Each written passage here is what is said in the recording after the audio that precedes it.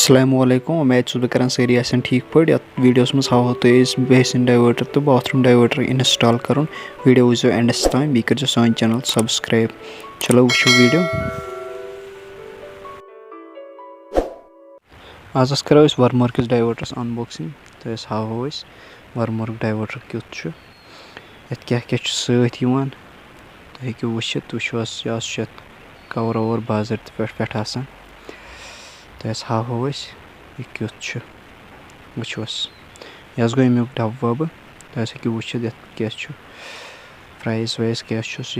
अमुक body cover पे level Wavell सत वोस क्युत अंदर आज करो ये तुम ब्रो कन इंस्टॉल हावो तुम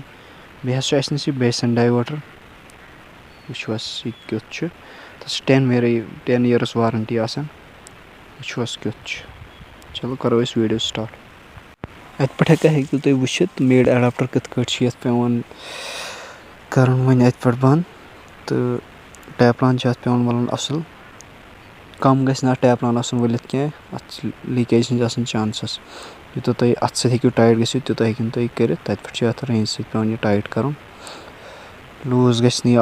रोजन क्या लूज रोजन सत लीक गि पह टाइल वाइल लगन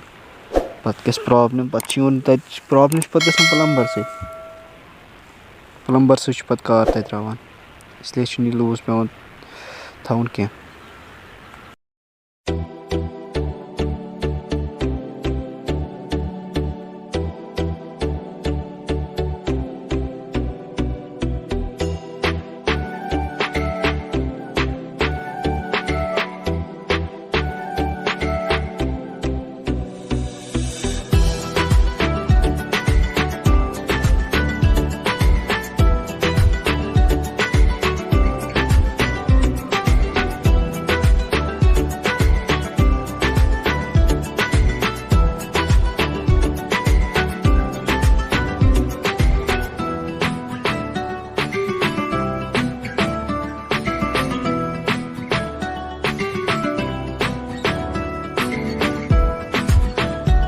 चलो वन हावो तुम फिटिंग कत कर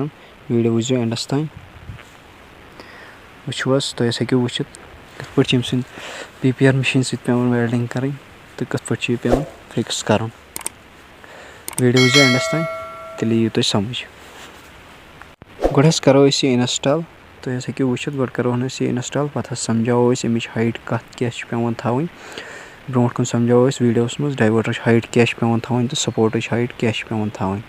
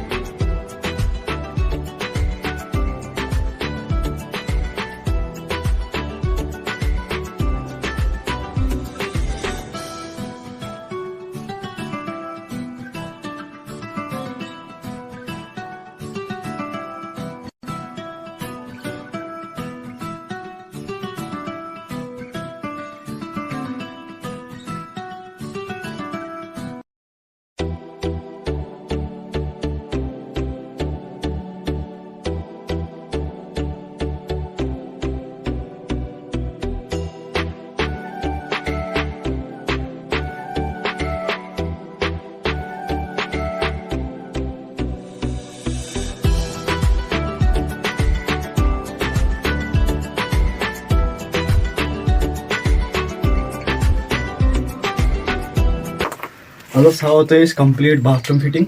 क्या ये मज थवन पेवान तो कत क्या हाइट यह हेकू तुम वुचित यह स्टीमर लाइन तो यह दोमिस पोरस यप खसान यह लाइन गई स्टीमर लाइन खस दोमिस पोरस हूर तो यह हसा गई डायरेक्ट इस टंकी लगे आब भरनस तो यह वस ओर यह 2-3 mm पेवान त्रावन यह लाइन वस ओर 2-3 mm तो यह वुच तुम डाइवर्टर बाथरूम डाइवर्टर तो बाथरूम डाइवर्टर्स क्या हाइट पेवान थवन तो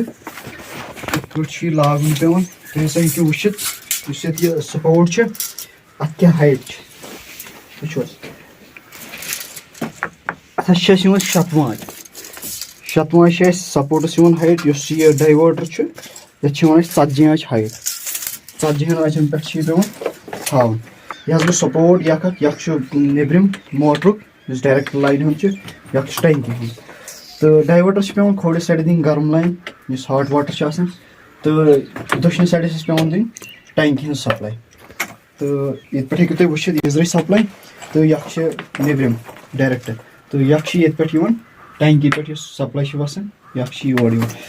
तो ये थे 3 पॉइंट यह नेबरम तो यह गो टैंकी हूँ यह गीजर हसा लगे ये मिक्सर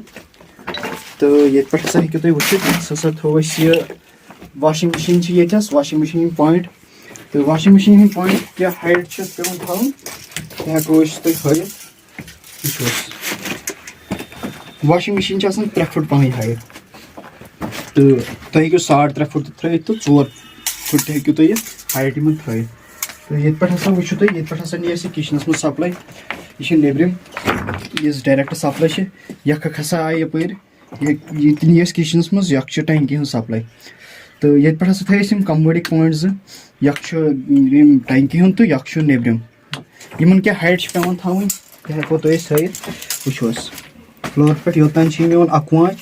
ये शाँच ये पे पे त्रानी यह रोजान बराबर शुड़ान आचन पे अमिच हाइट रोजान तो ये हसा गो गो सिस्टर्निक पॉइंट पे हमेशा थवन हाइट 54 आचन पे तो ये हसा वो तुम यह गो गीजरस क्या हाइट पे थवन गीजरस पे थवन हाइट 6 फुट 6.5 हेकु तुम थोत ये पगह अगर पे गीजर तह बोड़ तह लागो सह हेकुन पगह तो यह हेकु तुम वुचित यह कंसील्ड स्टॉप कॉक लगित लोगमुत यह क्या कोर्मुत ये गीजरस कनेक्ट यह हसा वो तुम यह हसा गीजर आउटलेट इस ओर वसान यह क्या कर्म अत कनेक्ट यह स्टीमर लाइन सह स्टीमर लाइन यह पे ये कनेक्ट गीजर आब स्टीमर आब हेकोट अकी पाइप किन वसित यह गस कंसील्ड स्टॉप कॉक लागुन बाथरूमस मज अड़ क्या अड़ लागान यह नेबर कन पे लागुन कह यह गस हमेशा थवन अंदर कनी अगर गीजर आब वाब मकलान क्या गसान तो अत हेको यह यल त्रित नेबर गस पे मोहनिस नेरुन कह यह होवु तो बाथरूमस मज कुस पॉइंट क्या तो यह वन तो किचनस मज यह हसा किचनस मज गोड़ करो कम्प्लीट पे समझो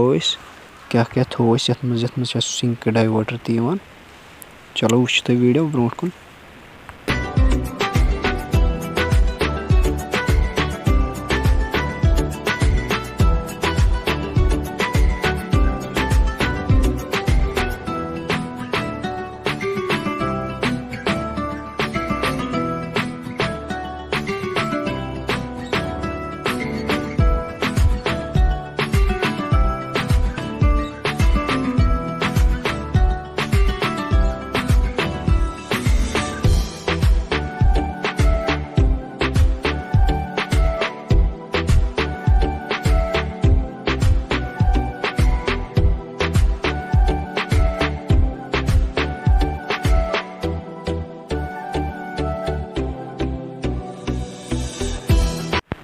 वह हाव तो बेसन डाइवर्टर तो यह कत पे लागुन अत क्या हाइट पे थवन अत हाइट पे थवन फ्लोर पे गई अमिच हाइट आसन स्पोर्ट पगह लगे तथ गई हाइट लगभग 45 इंच गई हाइट आसन लागुन कत पे इस तुम ये वाल वुचान योतान दरवाजा अत सेंटर कर सेंटर ये कोर पे अमुक सेंटरस गई अमुक स्पोर्ट यून पे गई कर इंस्टॉल